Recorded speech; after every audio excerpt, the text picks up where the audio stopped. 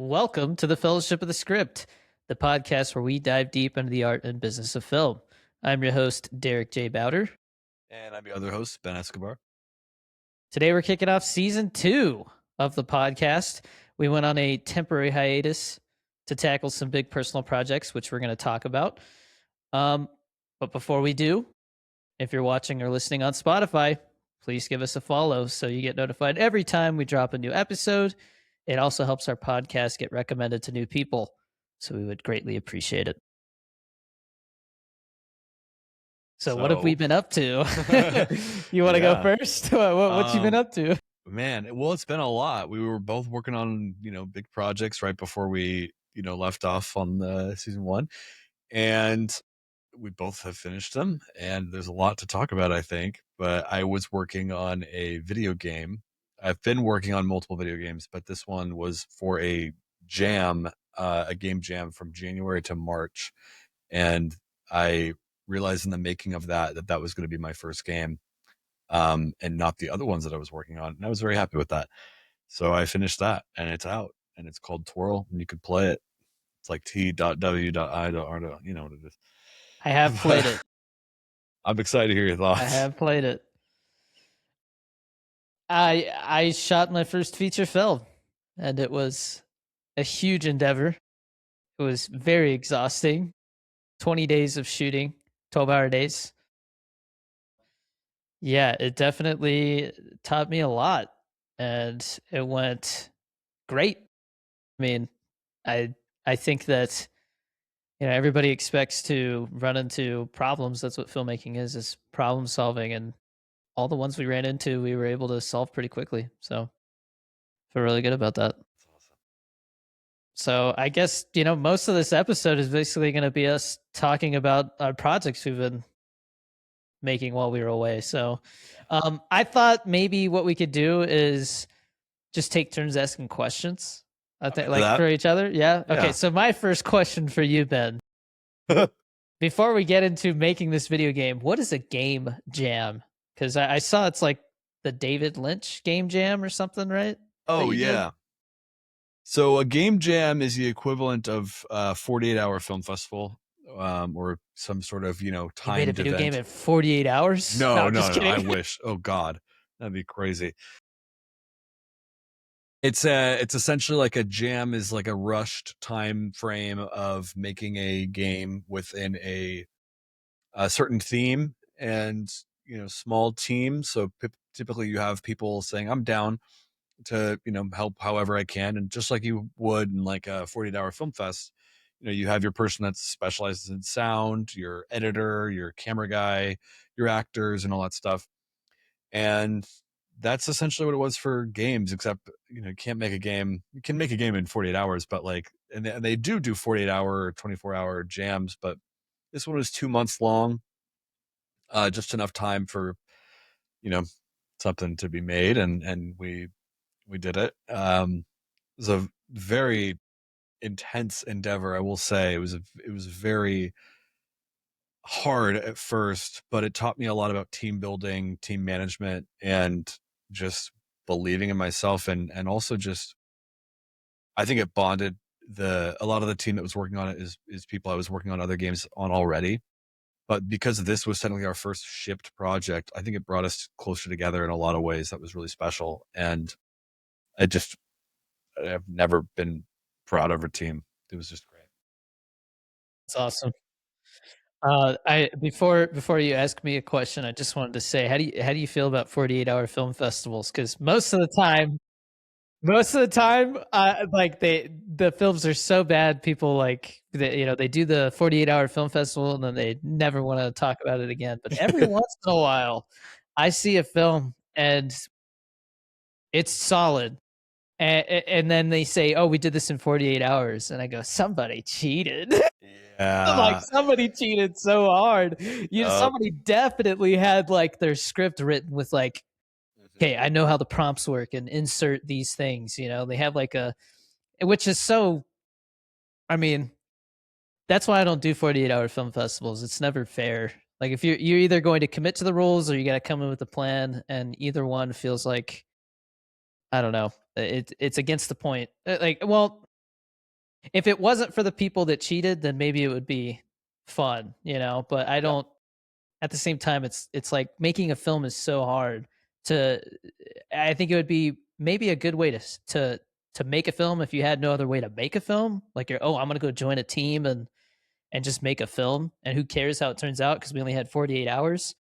But there's always somebody who's got to like, I'm gonna win the 48-hour film festival. No, dude. It's You like, know? yeah, and more than just one person usually too. So Yeah. that shit's tough. Yeah, Anyways, I don't know how I feel about it. It depends on the setting. I think in film school it's pretty healthy because it forces you to kind of learn your team real quick, and the stakes are low for, failing, I guess, at a 48-hour film festival in school. And the outcome, the value return, I would say, is higher because really there's no way in hell you're actually going to be using this product of your 48-hour film towards, something substantive beyond, your team building. You're going to remember who you shot with. You're going to remember that, oh, wow, in a hard situation, this person is someone I can count on. And that's worth totally the time and effort. And I'd say it's a lot more valuable to have that in film school than it is 48-hour film festivals outside of that. That said, I'm happy to be proven wrong. I've never done one outside of a film school setting, but those are my thoughts. Um, my question for you is, what day are you thinking about most? There's a million questions I'm I could have, and I will ask them, but like not a million, but a lot. But I want to say out the gate, when you think about around midnight and the production schedule, when you think about one day out of those 20, what day is it and why? jeez. If there is a day you're even thinking about, maybe there's not. No, no dance specific, but there was definitely harder days than others, if that's maybe what you're getting at. I mean, the first day we had all the company moves, so it was chaotic on purpose. Um, but that was also like, I don't know. I feel like it was good to do the company moves on the first day because there was no dialogue. Like we did like a lot of montage stuff. Um, but it was also like a lot of running around town, and so like we had like one of our biggest like we broke some gear days was the first day.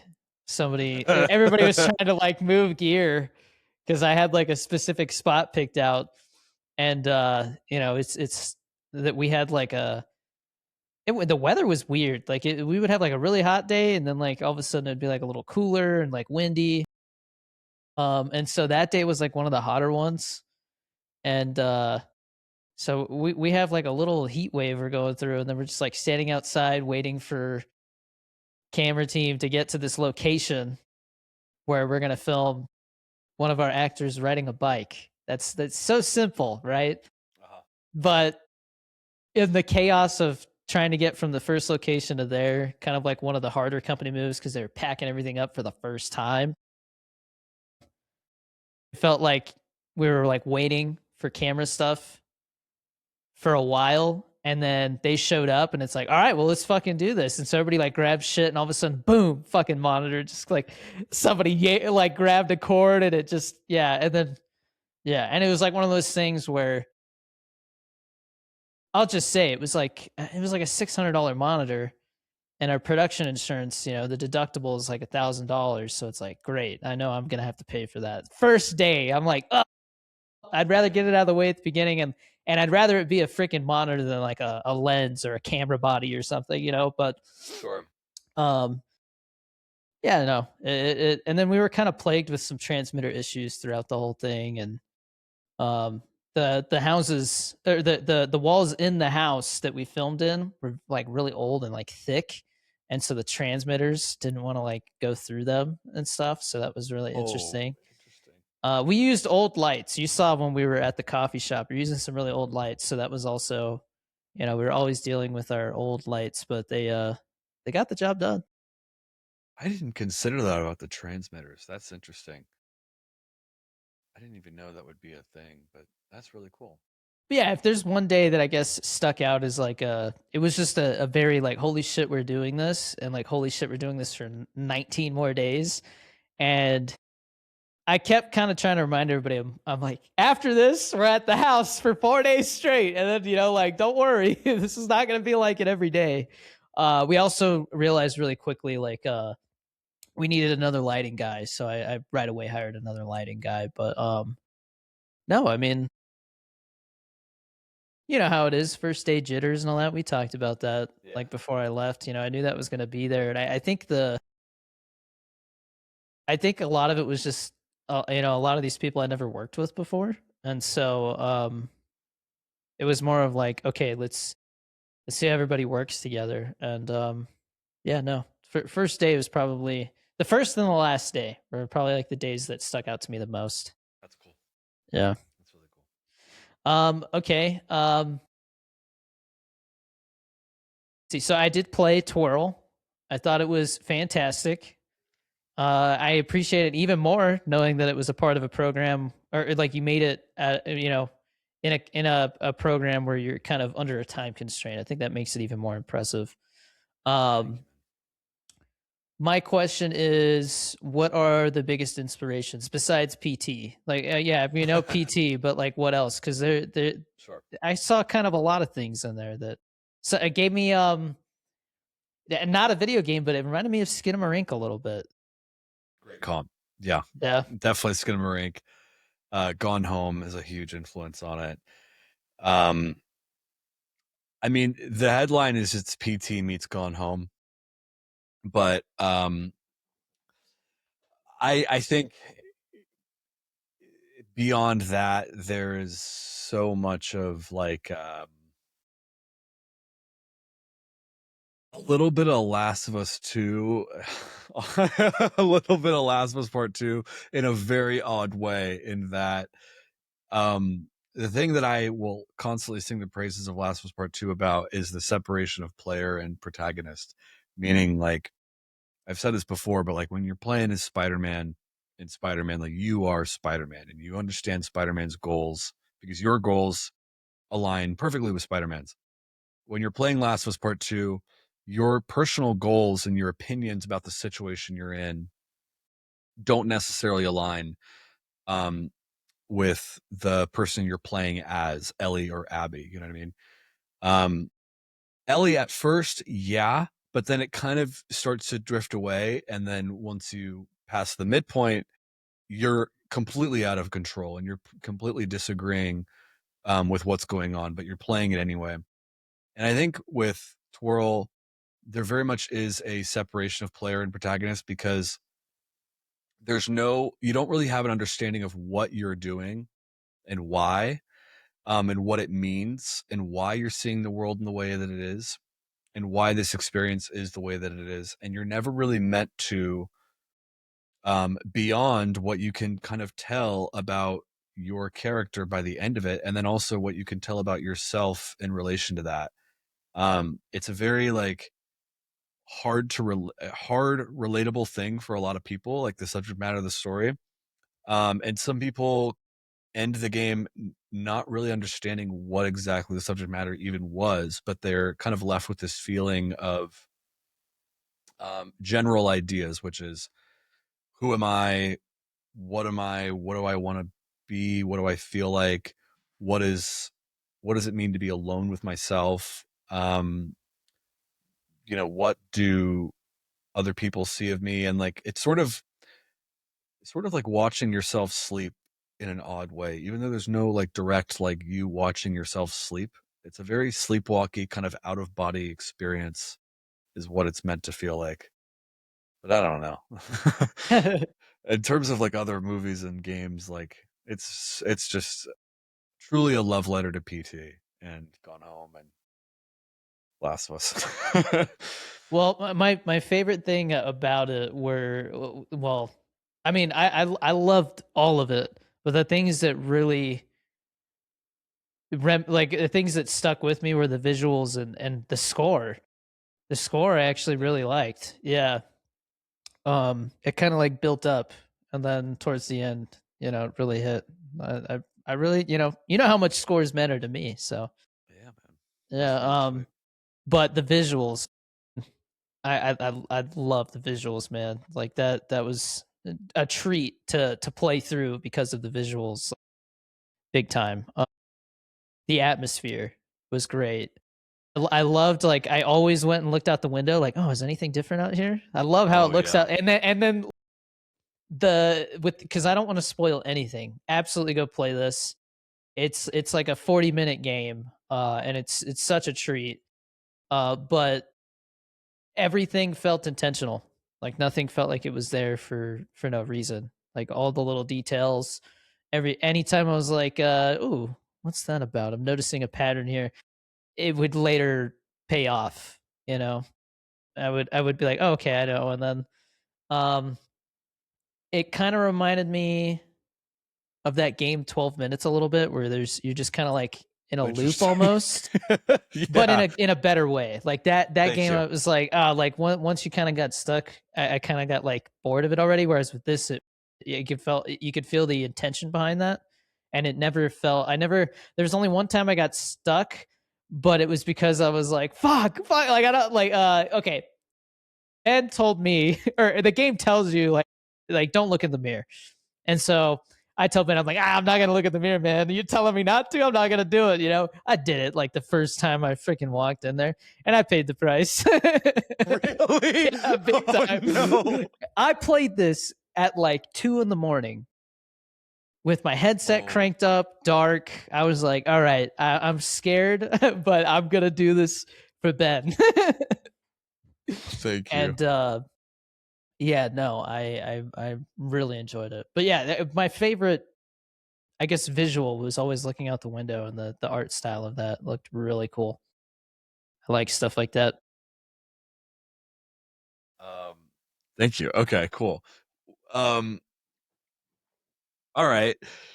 What would you say? I guess what I've been thinking about, what I've been anticipating hearing about from your end is the process from you overcoming the jitters from like the because the moment you like realize like oh shit everything's ready and I just need to call action and then we begin the first shot of our of the feature, it's a very heavy moment kind of, right? And everyone does it. Did you feel like you were like, I guess, okay, not to make it about myself, but like the first time I did that, it felt like everyone just kind of like gave this like look at me like, okay, well, I guess let's go.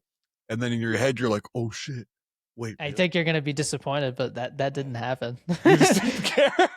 No, it wasn't that I didn't care. We started the first day with like 3 hours before the rest of the crew showed up. It was just camera team, first AD, and I. Oh, okay. And we went through gear checks. So by the time it was time to start shooting, our day had started 3 hours before that. So I was like, all right, man, like everything looks great. Everybody's cool. Been hanging out. I haven't been doing jack. I've been doing jack shit. I just been there, kind of just like, I'm here because I'm the director, you know. Yeah. And then it was finally time for me to do my job, and so I was like, "All right, let's fucking do it, and then let's get out of here because we have lots of locations to get through." Yeah. Oh, okay. So, That yeah, makes no, it sense. wasn't. That didn't happen, and I think doing hunters, like less than a year before that, because we shot that in like what was it, like May, April or Um, May of last year? I don't it even, was but June.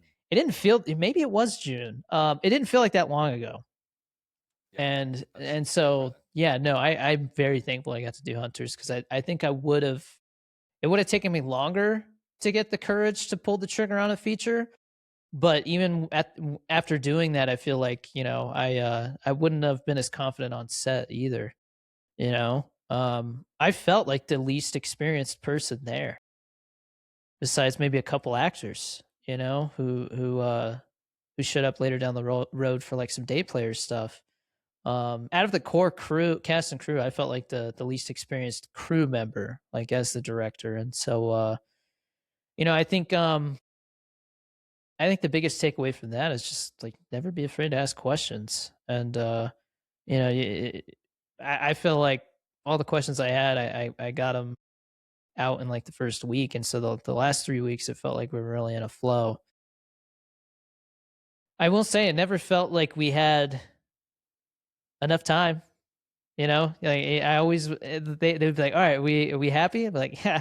I'd be like, "Don't ask that first AD because I will always say, well, I'll do another take." You Yeah. know, like I'll take it. But I think the second half, I got more confident about moving on. You know, I'd be like, "All right, we got it. Let's move on." And like more confident about like when to ask for playback and when to be like, okay, because okay, this is something I didn't think about until I was on set. Watching playback is awesome, but it can cost you a take depending on how long the take is.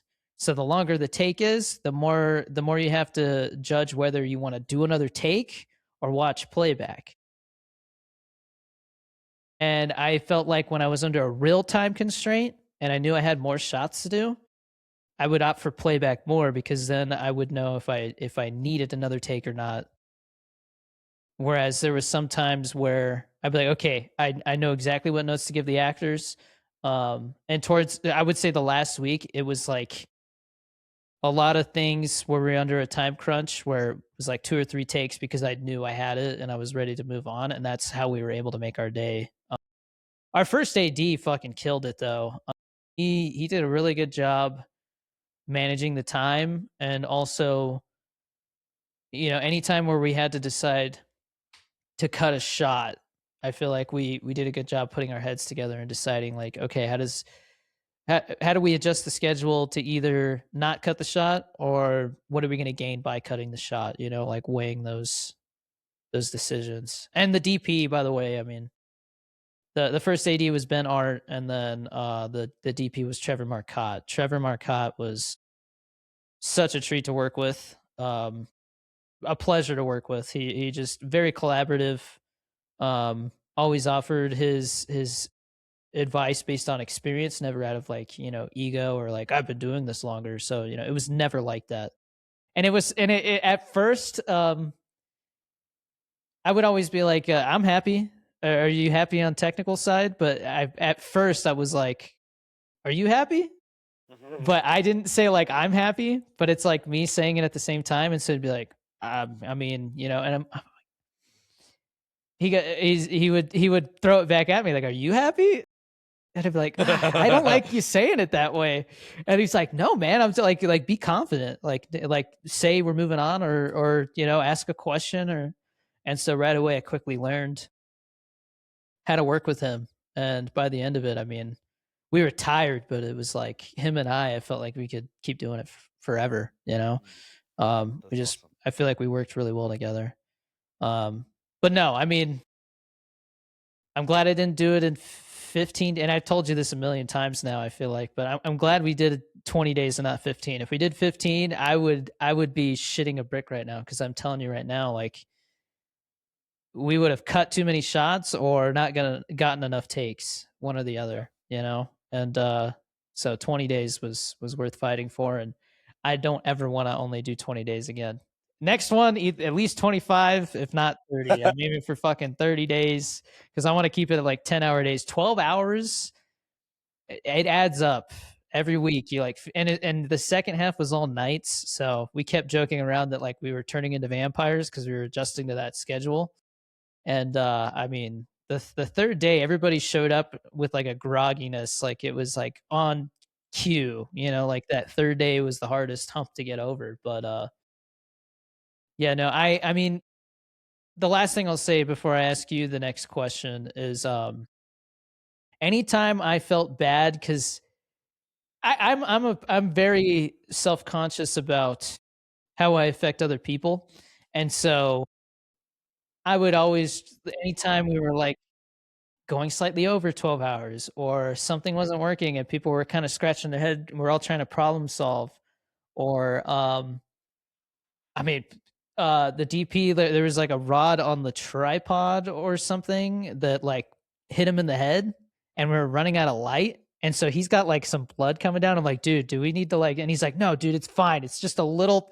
It's just my forehead. So it's you know, there's blood there. It's just bleeding. It looks more dramatic than it is. Let's get the shot. Whoa. And I'm like, okay, okay, jeez, you know. And I'm trying to act at the same time. I'm like, oh god, like, are we okay here? There's blood. Holy you know. shit. But he was fine and like it healed. He just didn't even have a scar or anything. But you know, in the moment, it was just like, whoa, what's going on? All of a sudden, somebody's got blood on their head, and it's the DP. Like, you know, Oh like, my god. but every time I asked people, you're like, how you doing? They're like, I'm tired, but wouldn't want to be anywhere else. You know, that was always like Yeah. the yeah. I And I'm love like, that. okay, good, because that's how I feel. But I also feel like awful because I'm like, all these people are here and they're exhausted because of me and my stupid movie. Oh, No. I mean, you're paying them, so it's like Yeah, but because it's an indie shoot, it's like I'm not, you know, I'm not over here paying like a king's salary or anything like that. that's So fair. yeah, it was just, you know, but it yeah, no, it was a beautiful experience, the whole thing start to finish. My next question for you is what what was the hardest thing? I mean, eh, if there's for you specifically as like the writer director of a video game, where did you I guess run into something that you didn't think of that was hard? Good question. I think the first main hardship was figuring out on a script level what is the pacing of this game and how do you make this be basically like the goal out the gate was I want this to be PT with a more um discernible story, but you know it's arguable. Some people will say PT has a clear story. I would kind of argue against that. It's more Isn't vibey. is What? PT a demo? Yeah, it's a demo, and it's like similar length as Tor, like roughly 30 minutes to 40 minutes is going to be your first playthrough, and it's hard and it's a lot more abstract, and it doesn't really give you directions on what to do, and you always have to kind of like look it up on IGN to finish. And there's a beautiful thing to that because as the game is great, and obviously it's no longer out there publicly, but um, the the hardest thing for sure was how do I make this work in loops while also pushing forward a story just enough every time to maintain engagement, to maintain style, to maintain dread, and to constantly have something else to capitalize on every single loop.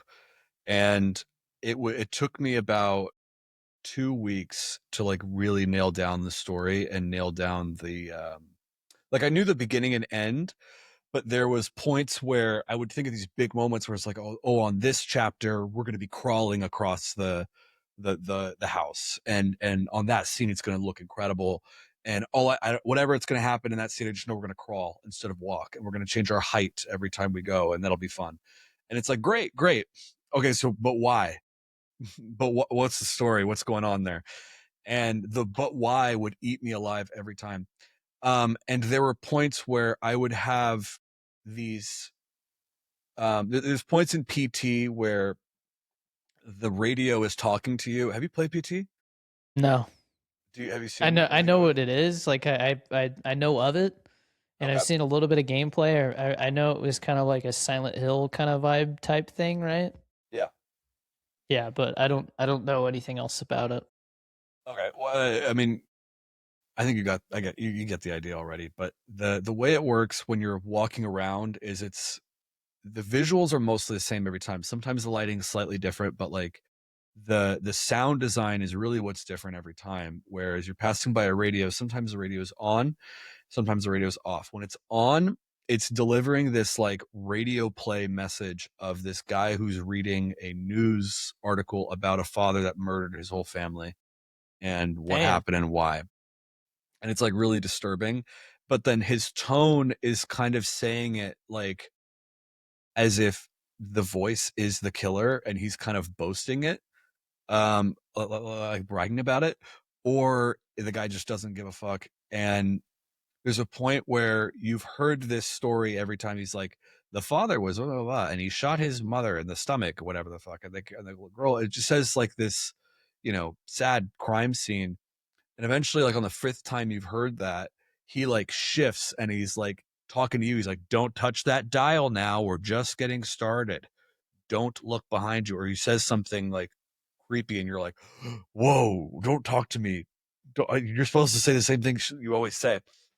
And so for me, I was like, how do I make audio and sound design and voice acting that scary and that meaningful, but also push a story forward?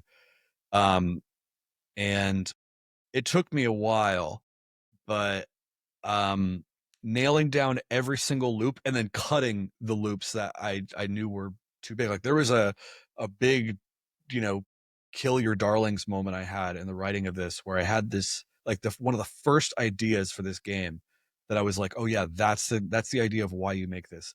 I ended up cutting because it was so much and too gratuitous, and also gave too much away, and it steered way too much into a lane of stuff that was like literal. I mean, I could say it, but like it's also like maybe it's not even worth saying. I'll probably say it in like the commentary of the game. It was just something that was gratuitous, and I felt like the heaviest, most emotional moment is the crawling scene, and I felt so satisfied with the way that was orchestrated and the way it was going to turn out, that I was like, if I try to outdo this, or do another crawling scene level of emotional thing in this game, it's just going to be too much. And we just need one. You get one and you're done. And I was like, okay, then we're going to do the crawling scene, and then everything else from there, it's the descent. But man, it was so hard to structure this damn thing. It was a 25-page screenplay. The first 3 pages, or 4 or 5 pages, I think, is chapter one, is the first loop, and then everything else I just didn't write as detailed. But and That also makes the sense. fucking production design was hard as hell. I don't know. Well, the game, like I I don't play a lot of games that are scary, just because I know that most of the time when I get to play video games, it's at night, and I'm like, I don't want to play something that's going to scare the crap out of me. But your game made me want to, because it was just the right amount of scary, where everything was tasteful, nothing ever felt gimmicky. And you keep talking about the crawling sequence, and like that, it's like it's kind of iconic now, like that, Thank the you. crawling that chapter, or whatever you want to refer to it as. But no, it was definitely, it felt like a game made by somebody who plays a lot of games and respects games, and knew what they wanted to do with the video game. And so I'm very excited to see what you do with like a bigger project. To me, it felt, almost like a short film compared to like a full length video game, you know what I mean? But yeah, in a good way. Like it felt like there was a voice there. I do want to say that.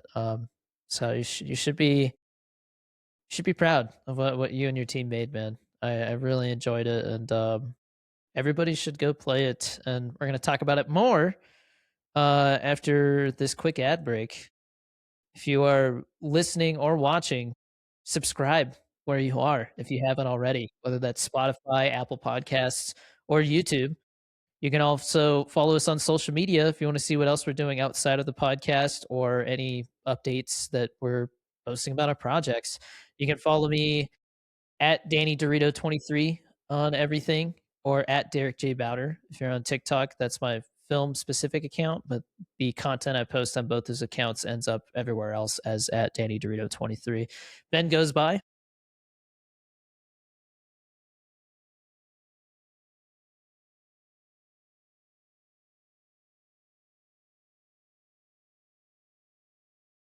What?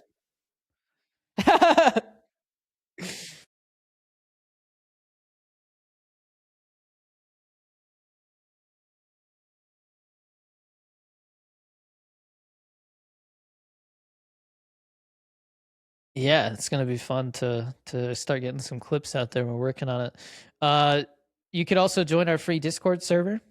That link is in the description on YouTube, or you can just, uh, I think it's on any of our YouTube videos. You just click on them and it'll be there.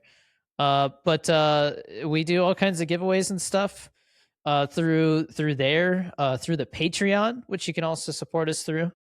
That's also where you can get access to Hangouts, which we have one this Saturday. So I think this is going up on Monday. So it's already happened, but we do have a film fellowship where any fellow filmmakers in the Discord server, we that are subscribed to that tier, we get together and we talk about the projects we're working on and whatever else we want to talk about as filmmakers.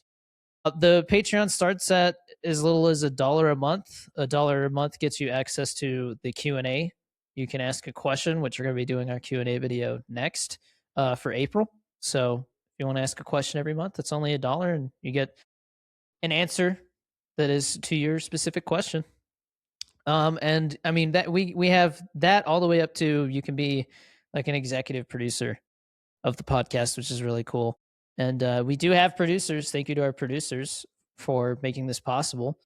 And you can save 15% by subscribing annually, by the way. So if you're in it for the long haul, save yourself some dinero.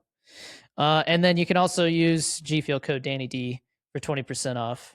I got to send Ben some G Fuel. Yeah, I got to send you some, but I got to do I think every episode I'm going to recommend a flavor. Right now I'm recommending Jump Scare. Just try it. It's the new Ghostface flavor, and it's better than the other Ghostface flavor. This one is white crayon strawberry. It's called Jump Scare again, and yeah, delicious new formula. Better than any of the other energy drink powder formulas right now. They leveled everything up, and now everybody else is playing catch up. But yeah, get you some G Fuel. Feel whatever goals you have. I think they used to say it was gamer fuel, but now the G stands for whatever you want. So it's goal fuel, if you ask I me. love that. Fuels my goals. Yeah. Um, I recommend but now, Snake Eater, by the way. I just want to throw that out there. yeah, that's Ben's Snake Eater flavor favorite. is great. What other? You said you just tried Teabagger as well, and that like Arnold Palmer flavor. Yeah, T.W.I.R.L's great. And I don't even like lemon iced tea before, but like I Something like about it. that. Something about T.W.I.R.L is great. And Murder Corn's great. And I think we're gonna try the Naruto one next. Which is it? Sharingan or something. Because you had mentioned that one was good. Oh yeah, I think it's like another. It's like another tea flavor, right? Am I tripping? There's like 3 Naruto flavors, I think. Okay. So I get those ones a little confused. Um, yeah, I think it is a tea flavor. Anyways, back to talking about our projects. I guess it's your turn to ask me a question. Yeah. My basic question is, what was it like to rap? But I also want to know, like, which moment did you feel, if any, like you're in the groove and like maybe just it just felt so easy and so second nature, and like when did you feel the most at home? Was it a particular scene or a particular day? Um, and also, yeah, what was it like rapping? I mean, I feel like we started to get into a groove. Like we kind of like we brought on another lighting person on day 4 who filled in for 2 days. Until somebody from LA that I'd worked with before was able to show up. So we kind of hit a little groove on the 4th day because we felt like, oh, we have another person to help with lighting. Felt so much better. I don't know why I agreed to only hiring one lighting person. That was like one of the things. If I could go back, I would have just started with 2 to begin with. It happens. But I mean that I would say day 7, because day 6 was the first coffee shop day. We had 2 coffee shop days. So it was like, okay, another week, brand new location, started with a company move in the morning. We had to get all the gear, load it, and then go to the coffee shop, which was a 10 out of 10 location, by the way. The owner, David Kaufman, shout out to him. Super cool guy, super humble, super down to earth, cancer survivor. Did not know that, and it explained so much because he just seemed like somebody who appreciated life. And yeah, no. So I would say day 7 when we were back at the house and we had our lighting person that we were going to work with for the rest of the shoot. That's when we really, I feel like, hit a groove. And from there on out, it always came down to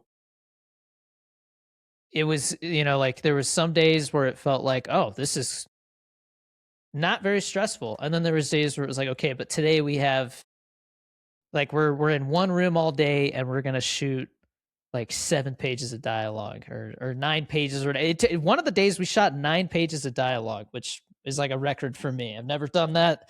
And it felt like we had just enough time because we did 12 hours.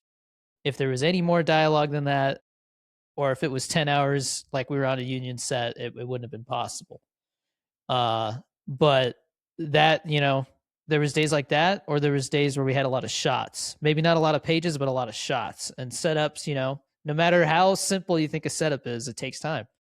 Maybe not as much time as something else, but once we started kind of like going in with an idea of kind of lighting the whole space and then going in and making micro adjustments for whatever shot we were doing, I think that's when we really hit our stride. It started to really click, like, oh, this is how we best work with our size of crew.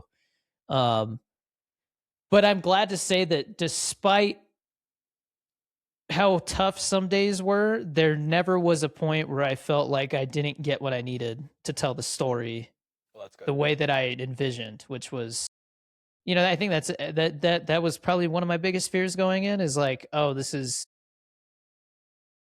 and like it wasn't like, oh, I kind of went in with the expectation of like, I have an idea of what it looks like in my head, and I'll try to get to that, but there's a good chance it's not going to look like that. And there was a lot of shots where it was like deja vu, like that is exactly what I saw in my head, and that's crazy, you know.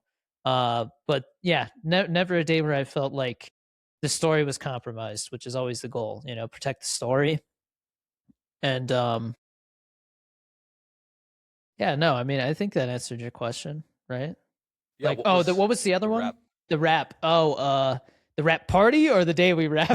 The day you rapped, like, yeah. What was that like? And The day I rapped, it was very surreal. It was like, we're like, that's a rap, but my brain's like, all right, we're still ready to kill the tiger. Like, there's still a lion, and we gotta kill, like, still flight or like, yeah, fight or flight. And it took me like 2 weeks to get out of that like mode of like, I don't want to say survival because it's not survival. It's just like locked in. yeah, It's yeah, like you kind of have to like change. You have to like, it's like how do I put it? Okay, this is gonna be real corny, but my car, right, it has a 10-speed transmission, and like three of those gears are overdrive, right? So like if you're on the freeway, it's gonna be using one of those overdrive gears. 'Cause you're in like cruise control. And so it was like, okay, I'm in like one of these overdrive gears, and it's gonna take time to get back down to the first gear from like 10, right? uh-huh. And so it was like, all right, like it's been a week. We're not shooting anymore, but for some reason I feel like I'm still moving at like, 40 miles an hour. Like we're still in like fourth or fifth gear, and we need Sure. to like, and yeah, I mean, I think it was just a combination of I was trying to, get enough sleep, was trying to protect the story always, do what's best for the story. When it came to problem solving, I had to act, which meant I had to also like, like make character choices and be in the moment. And then I also had to make sure that I knew the lines, when it was like, oh, Tough. okay, well, this is gonna be better if we just shoot both of these scenes because we're gonna be in that room all day for 12 hours, but it's 9 pages of dialogue. And you guys we're just making this decision now. So like tomorrow you were only going to do one of those scenes, but we're going to do both. And so it's like, all right, I better go home and make sure I know these lines, And so like I go home, I do my thing, and I show up, and then the nice thing though was whenever we got through like a big meaty scene like that, it was like a little weight taken off my shoulders because it was like a scene that I didn't have to stay up to I didn't have to stay conditioned for the memorization of that scene anymore. So it was like a chunk of dialogue I no longer had to stay memorized. And I could like, That's so it was funny. just like, Forget it ever happened. yeah, I was just like, oh, well, I don't need those words anymore. Like it's like cramming for a test. So funny. That's so Yeah, funny. they're like, this is the most important test of your life, and you do it, and then just get rid of all of it. Just get rid of all those words because you got another scene tomorrow. You're Oh like, man. God, that reminds me of I'd be like like, Latin class. yeah, no, I mean, there was times where I would we would be moving fast and I'm acting in a scene, but they're like, we need you to sign off on how this looks before you. I mean, basically, it'd be like if I had a scene that day, maybe there was a scene I wasn't in, so I would show up. We had one dedicated makeup person, one dedicated hair person, and so we have other actors who have a scene before me that need to get through hair and makeup. So it was like, okay, they go through hair and makeup while I'm kind of going through and we're kind of prevising like the next couple of shots we're going to do. And then I have to go get in wardrobe and go through hair and makeup. And so they'd be like, before you go, how does this look? And I'm like, yeah. Or like, no, I never was like, oh, but I was like, yeah, and then I would go and then I'd do my scene. And then sometimes I had to change into a different wardrobe, Wow. like, so it was always chaotic. And there was times where, because we were moving fast and I'm on camera and they're trying to like light, but art director has a question about a prop situation for the scene we're shooting after that, right? And like I go to like get up and they're like, no, wait, stay there. Like we're trying to, and I'm like, why did I do this? Why did I act and direct at the same time? What am I thinking? No, but it was always just like kind of a joke, that like, oh well, maybe the director shouldn't have like done Oh, put these scenes next to each other, but it was like the joke, or the other joke was like we'd have like we'd get through a take and someone would be like, we didn't somebody forgot to write to letter up on the slate. We just said that, oh. and the sound guy's like, nah, it's all right, I know the editor, I think he'll figure it out. And I'm like, yeah, that's true, I was there. So I know what That's pretty happened. good. Yeah.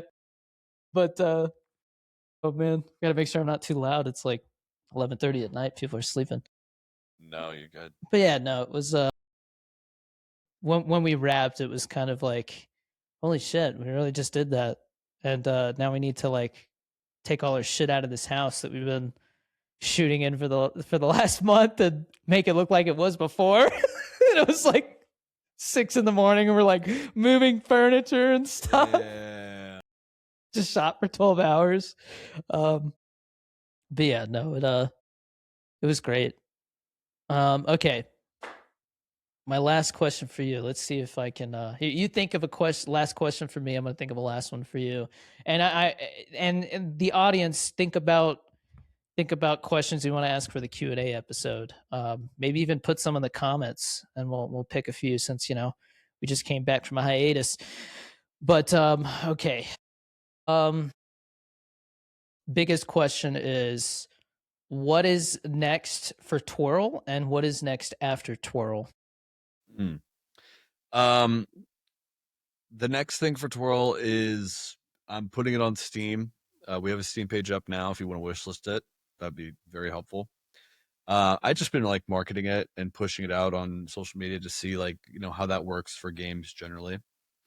Um, we are going to be doing a Mac build for it, so you can play on like your Mac if you have a Mac. We're going to have a Steam Deck version as well at launch. Don't have an official release date announced. I do have a date in mind, but I don't want to announce it yet because I might push it back a little bit. But for sure, it's going to be this summer. So we're just kind of saying the release window is summer 2026. And the goal is to have a demo out at Steam Next Fest for sure. So that'll be June 15th through the 22nd.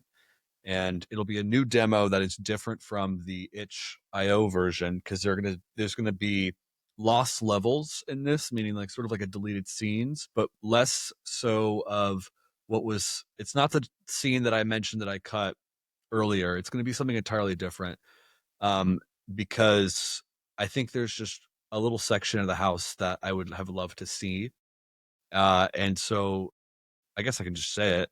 Um, the new section is going to involve you going downstairs for the first time and walking around the house and seeing something on a certain special day of the year when you know, you ever see like one of those TikToks or like one of those like memes where it's like POV, it's the night before Christmas and you just sit there in front of the lights thinking about life. We're gonna do one of those moments.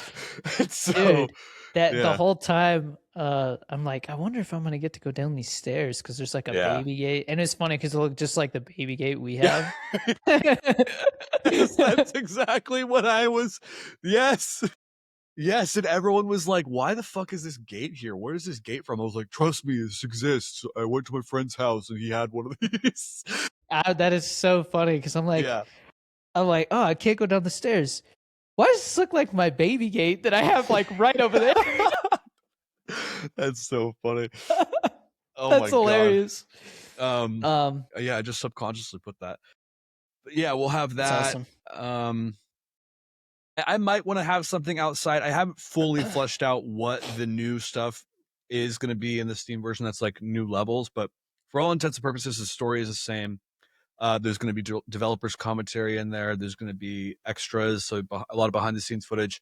There's going to be bloopers, which the way the bloopers are going to work is I have so many hours of gameplay footage, like recording and like giving notes to my team over the course of making this. So what it would be is like me screen recording and doing like voicing over, playing early builds or like just walking through the project and saying, okay, let's fix this here, let's fix this here, and you can see so many hours of footage is me playing this game for the first time and experiencing it, be like, whoa, that's so cool. Whoa, oh fuck. Like getting jump scared like crazy. It's so, and I would forget all the time where the jump scares are. So there's a part with like a Dude. dog that scares you. Without spoiling anything, there is the opposite of a jump scare, and it Yeah. fucking got me, bro. I was like, I think I know what you're talking about. you know what I'm talking? Yeah, I don't want to say, but it's like I was like, oh, motherfucker. That's like the worst one, right? Is Yeah, the yeah, one you're talking about towards the end where you like, yeah, okay. Yeah, I love that one. yeah. That's my That favorite. one, that was probably the worst jump scare I had, and I have a clip of me like, Don't be a bitch. Look in the mirror, everybody. yeah, I'm doing that, and oh man, it's so fun. But I think if there's one thing I want to change that a lot of people have, not as many people as I had hoped understood as I wanted to understand, is that a lot of people finish the game and they say, "So what does twirl mean?" And I'm like, what do you mean? What the fuck? What does it mean? It says it. There's so many different meanings of it in the game. It spells it out for you. And they're like, what? When? And I was like, I don't know. How about the part where it says the walk in real life, or there was identity in recursive loops, or um, terminate what imprisons real life? And they're like, oh, I didn't get that. And I'd be Maybe like, did you not get? because no, those words pop up, right?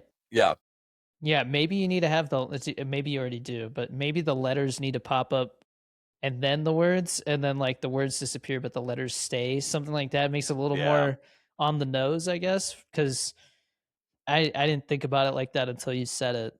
that's okay. Yeah, I think I'm gonna fix that a little bit. But I mean, but another I'm just thing, it doesn't seem like it's like a crazy change or anything, you know. But yeah, yeah, I it's a get that, subtle yeah. one. Um, but the last part, the ending, there's a part where you're like doing one final walk through this like surreal hallway, and then you can see in the sky there's like words and writings everywhere, and all of those are also definitions of twirl for what it could stand for. Except those are all handwritten by all the members of the developer team. That's And cool. it was kind of like, I asked them, I was like, write what it means for you, like write what twirl means. And it could be a joke, it could be serious, it could be whatever the hell you want it to be. And so we compiled that all together and then as you're walking down, you're seeing all these different meanings. So somebody put test on there, and so somebody like called it out who was playing the game, like, did you mean to leave that in there? It says test. That's a glitch. That's a bug. You need to fix that.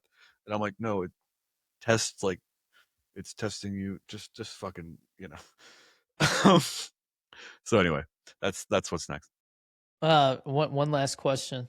Yeah. Well, first I want to say I always pet the cat. Whenever I saw the Hell cat, I was yeah. like, oh yeah. Why are the cat's eyes green?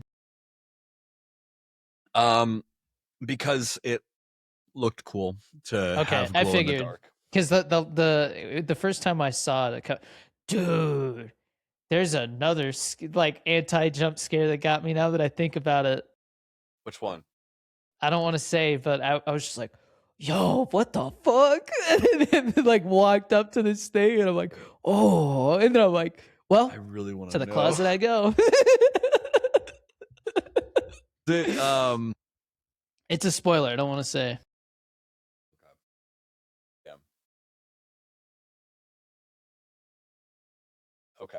There were so many things where I'm like, okay, I think I know why this is here. I'm gonna keep an eye on that, and then it would always get me when I least expected it. So Oh, interesting. yeah, um, Um, okay.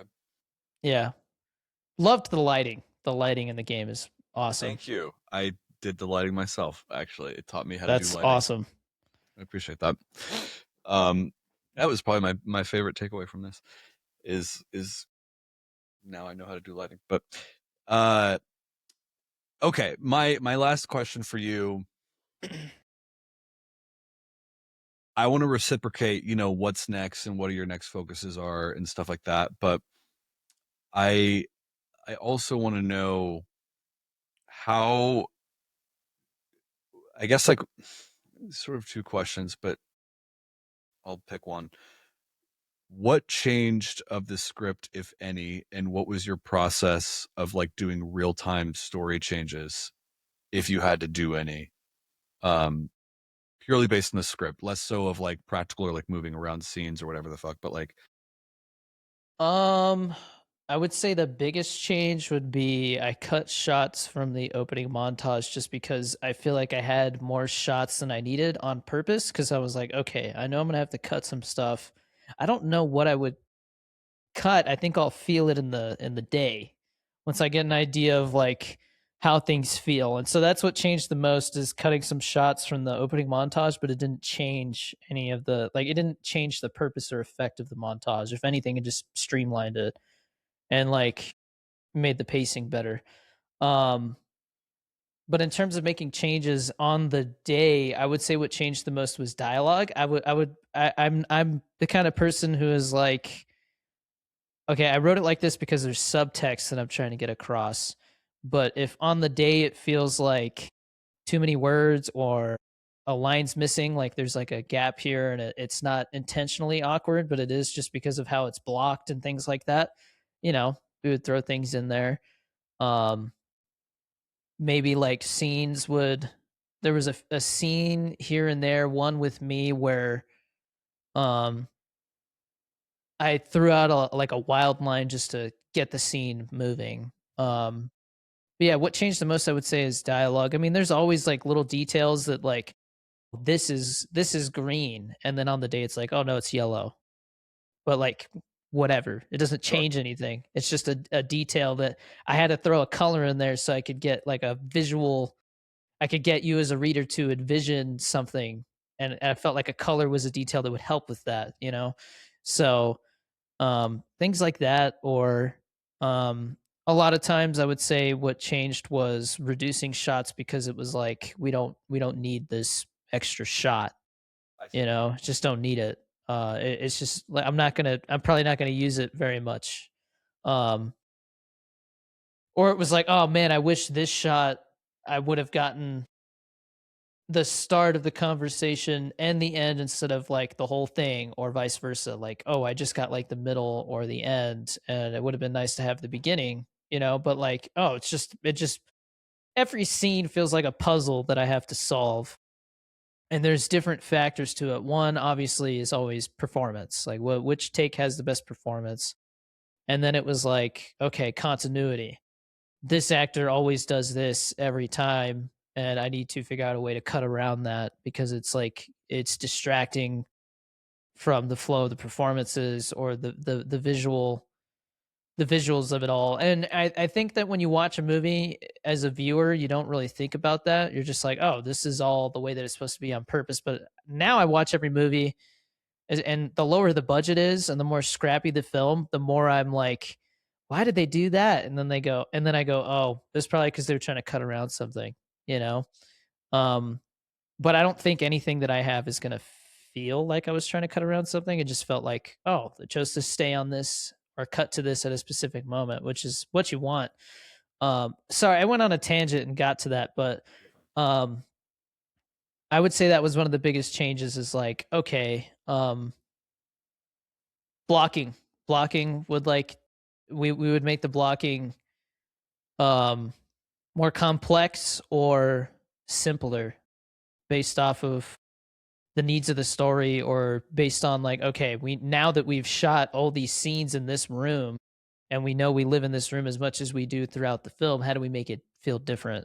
You know, is it a different lighting? Is it different blocking? Is it using a different side of the room or you know, things like that. So that changed a lot. In a good way though. Like I heard Steven Spielberg say something in an interview recently that kind of comforted me. He said that he storyboards, but then there's films where he decided, I'm not going to storyboard this one. I just want to find it in the moment.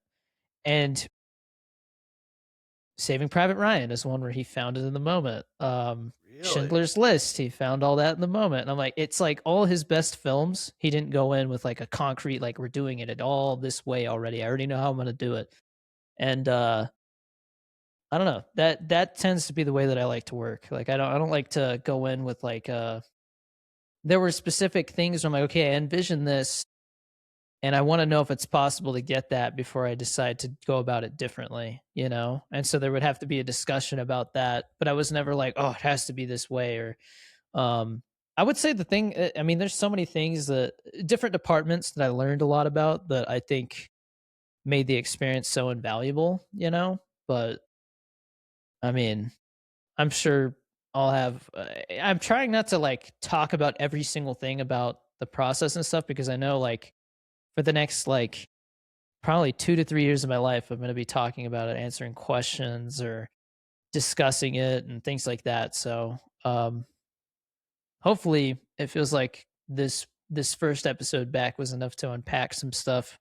Um, but I mean, it's crazy. It feels like and I don't know if it feels like this for you, but it almost feels like, went to battle and came back, you know, and it's like, "Yeah, we won the war," you know? But, now, like, I don't know, you gotta, like, I don't know, take the experience you've learned and apply it to future stuff. So, I mean, what's next? It's I mean, I'm about 22 minutes into the edit right now and right around like 21 pages, I would say. So it's like really on pace with the script.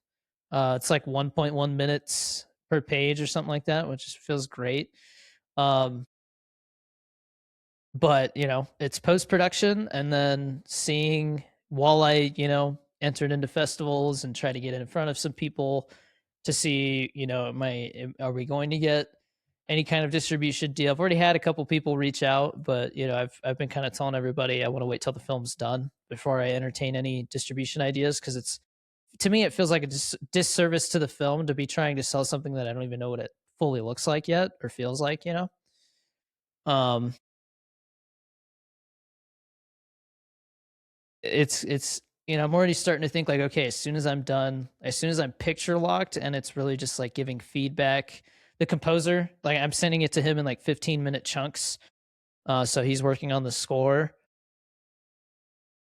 but you know sound design and color that stuff will probably get started on here in like a month and a half I would say maybe 2 months and then we're trying to finish by February so I can meet some festival early deadlines but somewhere between the film, finishing the edit, I guess between picture locking and getting the film submitted to festivals and in front of people, things like that. I'm realizing like, yeah, I need to kind of figure out what is next. And it seems like there's two films, maybe a potential third one that I have in mind to pick from, and then maybe even something that you and I could make together, which we've talked about a couple times. Something I know is at the very least, I know there's like a budget range that we're hopefully going to be able to do something in, whether it's one of the scripts that I've written or that I'm writing. Which, like, what I was trying to get at is, as soon as I'm picture locked, it's like, all right, let's go write another script so that I have the two that I want to make the most kind of lined up, and they're both like one can be made for like 150 to 500K, and then another one could be made for like 500 to a million. So it's kind of like I have two budget ranges that I'm kind of preparing for. And it's like, I want to have something for both of those ranges so that I can pivot to whichever one, you know. But yeah, I guess that's what's next is finishing this one and on to the next. Sounds awesome, dude. I'd love to get into another film. I think doing one together would be super fun. That's definitely like the takeaway I had from visiting set. I was like, fuck, I want to. Just feels so much better. Um, Doing a set like that's on your terms, like you're self-producing. And I didn't realize like didn't think I would have such a strong sensation of that because everything I've been doing is not very self-producing lately, and it's made me just miss how much no bullshit doing it yourself is and doing it with your friends is compared to like the real studio stuff. And God, it'd be such a weight off my shoulders. I feel like to just like really write something we enjoy and like because I know the one you're talking about, and it's like yeah, that sounds like so much fun. It's very achievable, and it would just be fucking good. So yeah, I definitely want to make that happen. That'd be a good goal for the Shoot it in rest of the year. 25 days. 25 days would be crazy for that one. But I yeah, don't no, think it's so. possible. I don't think it's crazy. I know. I mean, crazy in a good way. I think we can do it like Oh, pretty effectively. I don't think it's yeah, over ambitious at all. I think it's right on the money. But maybe that's next. We'll see. that would be fun, dude. I'd be super down. Actually, makes me feel good. I feel like if we we'll talk after the podcast, but Yeah. I feel like that is like a for sure thing. It's just about both committing to it and figuring out how to get there, you know. Yeah. But was there I was trying to think if there was one more thing I was going to ask you. Oh, what but like in terms of video games, like what yeah, you already have another video game after that, right? So, Yeah, I'm working on this one called Sweetheart that I've kind of talked about here and there.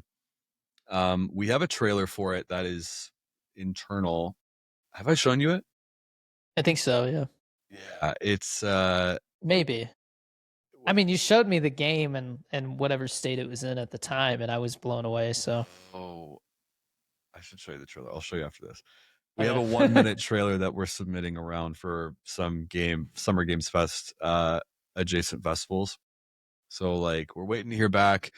And if we get in, that'll be the world premiere announcement, and I'm just gonna be fucking going hard and talking about that game relentlessly. But that's one I've been working on since August last year, and it's gonna be about 3 hours long.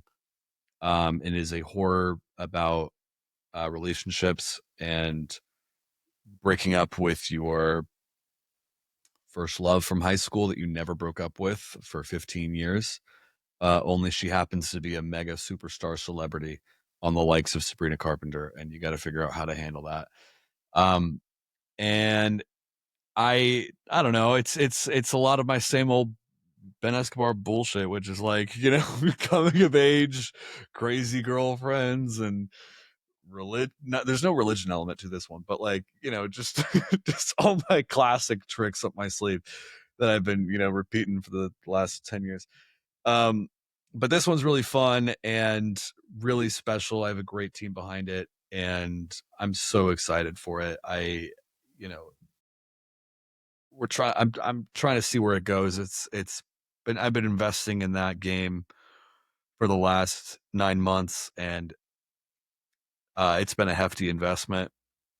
Not complaining about that whatsoever, but it's definitely been, looking at the numbers, bigger than I thought. That's okay. It's a very beautiful game, very beautiful story. Very excited to get into it. Um, Hopefully, we have a announcement this summer. If not, I'm just gonna fucking self announce it, which is fine. But yeah, Okay, I have like a double edged question. Like it yeah, sure. kind of answers, I guess, maybe a question that you maybe have, or it's adjacent to what I'm about to ask you. Uh, and then I have something, and I'm like, oh my gosh, why haven't I talked about this? But when I played Twirl, right, and I loaded it up, and I finally started moving around and checking stuff out, I had a smile on my face because I'm like, all right, like this is cool. Like I like Ben made a video game, and and like here's all like this is Ben. Like I'm just like looking at everything like, yep, that's Ben, that's Ben. There's the Guitar Hero guitar, that's Ben. You know, That's what so classic. it's very different because you're on set for one day, right? And like you were on set a day where for like half of it I was acting.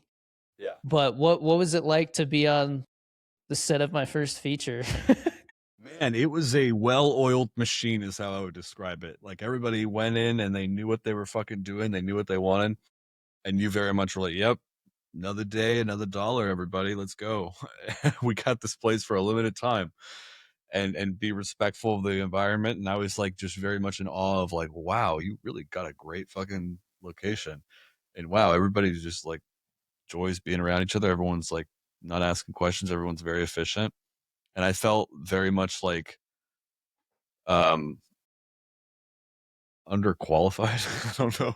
Because I just was like, okay, I'm just gonna stand here, and I kept making jokes about like how I'm gonna fumble my line, which was like, thanks, man, or hey, thanks.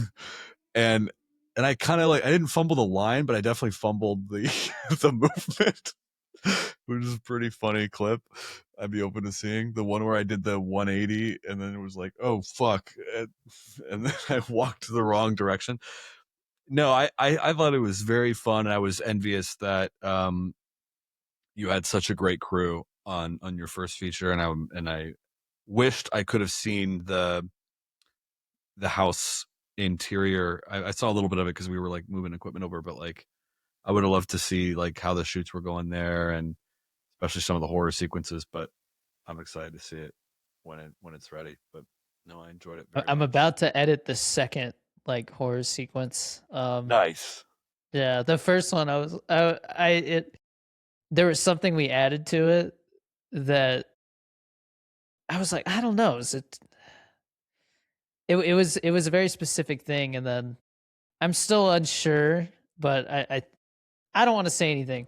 Sure. There's something that's either going to be in the film or not in the film, and it's very signs.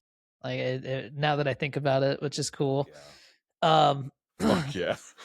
there's a lot of stuff like that. We did a lot with reflections. I noticed, like we kind of Cool. like played with like a almost like a motif of with like reflections throughout the film, which is cool. But it makes sense that we did that story wise, I think. But the last thing I wanted to mention was Hunters had its world premiere. Oh yeah. um yeah, we premiered a short film and it was kind of like I don't know, like I feel like because we just shot a feature, I'm just like, all right, I gotta drive 3 hours and go to this festival. My wife came with me, and I'm like still recovering, but I'm like, oh yeah, like I forgot. There's this thing that like I put blood, sweat, and tears into, and then I got to see like a first audience reaction in like a completely filled auditorium, which is really cool. And um I'm saying this as an observation, not as like oh, I'm gonna toot my own horn. But one thing, and I think I may have said this to you, Ben, is I think something with this that I noticed that I got a little bit of with Pollo Loco, but with this it was a lot stronger. was it was in a short film block with like 9 other films, right? And with these other 9 films, um, there were some where people like the audience was very quiet and then they clapped when it was over. And then there was some where, something would happen in the film and you'd hear like a gasp, like one gasp from somewhere or a laugh or like a ooh or something like that, you know? Yeah. But with Hunters, it was like I heard like 15 people at once react to stuff. And it happened a couple times throughout the film. And to me, it was like, nice. Okay. Like the way that I put together the sequence or whatever it was, it made multiple people at once experience the same emotion. Does that make Yeah. sense? That's really cool. It was like I forgot who it is. There's some director. This is not me saying this, but there was like some director explaining that like the goal is to like make the audience feel something, and it's like you want to get them in the auditorium and you just want to play them like a fiddle, right? Like you just want to like, I got you and I'm going to make you feel these emotions, right? Collectively you're all going to experience the same thing. And so it was like, I get that. I'm starting to understand like, okay, everything, the sound design, everything, it all added up to that reaction, like. And uh I very much felt like it was I did this with Pollo Loco as well, but I see a lot of short films, they start out, they got like, the production company logos and like maybe some opening credits and stuff like that. And Pollo Loco and Hunters, they both just start. Like right away you're just like in it. And I felt the mood shift when we went from like, oh, like these long quiet credits, and all of a sudden it was just like boom, and now we're watching something else. And then boom, whoa, Hunters, and then boom, whoa, what was that? Holy shit! Yeah. And then like you just kept feeling things kind of like move, and that was really cool. And I'm really proud of the performances. We got a scorecard from a festival like the other day, and I mean, it was really cool to see the feedback. It was all positive, and yeah, no, it was really cool to see that everything, the goals that we were aiming for with that film, it seems like we hit most, if not all of them. And yeah, we got like 70 more notifications to go. We've gotten 5 selections so far out of like 30. And those were all like late deadlines. So like really, it's really cool to see that it's already starting to pick up a little momentum here starting off. And I think it might be out around Christmas is what I'm thinking, but I'm not sure yet. I know Pollo Loco came out in like October, and I think this one, yeah, I would say maybe like November, December is what it looks like right now. But um yeah, Hunters is it's getting out there into the world. And it's gonna be really cool to kind of go from like it's gonna be like we drop that one on YouTube, and then the next one is like done, and we're figuring out like, okay, festivals, distribution, early screenings with backers. Like that's gonna be really fun. I want to invite like some content creators to those so we can like fill the auditorium with like content creators to get some like, some early buzz and stuff like that. But yeah, no, it's we're doing stuff, man. We are like, it was weird to step away from not only the podcast but kind of put content creation kind of in the sidecar. Like it felt like it was like along for the ride, but it wasn't like I was driving the filmmaker bike, like and so it feels good to be back.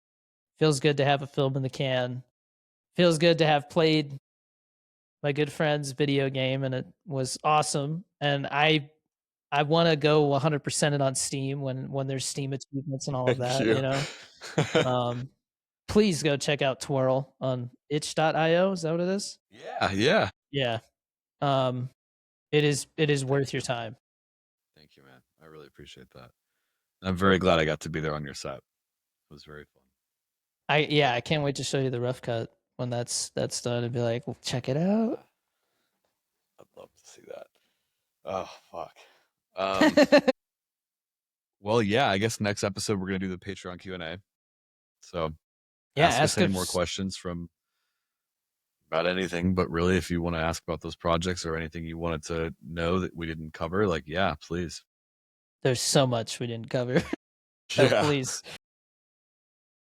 And then we'll be continuing our pre-production series that we've been kind of doing, that we started in season one. We're going to continue with shot listing next. That's going to be fun to talk about. We're going to start that next month. And then, there's always going to be more industry news. A lot of stuff happened while we were away.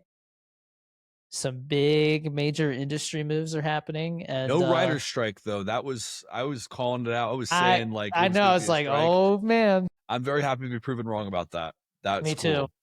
I'll eat my words on that for sure. I did not have high hopes, but hey, that's cool as fuck. That was a very good surprise. But yeah, lots more. We'll see if Lots the more on other the way. unions get what they want. You know, Yeah. I mean, I would love for there not to be strikes. So, I would love for the industry to not like slow down again because it feels like it hasn't sped up at all since those ones. Um, but yeah, we're back, season two, and we don't really have any. As season two will probably go until the next time Ben and I need to step away for something. So Hell yeah. we'll see. Or it's like, all right, we need a break, which I don't know. Like, Like I need a break for a while. me either. So we'll see how season one was 29 episodes. We'll see how many season two is. Hell yeah. I can't wait for episode 6, 7. All right. Me too. Thank So you guys. true.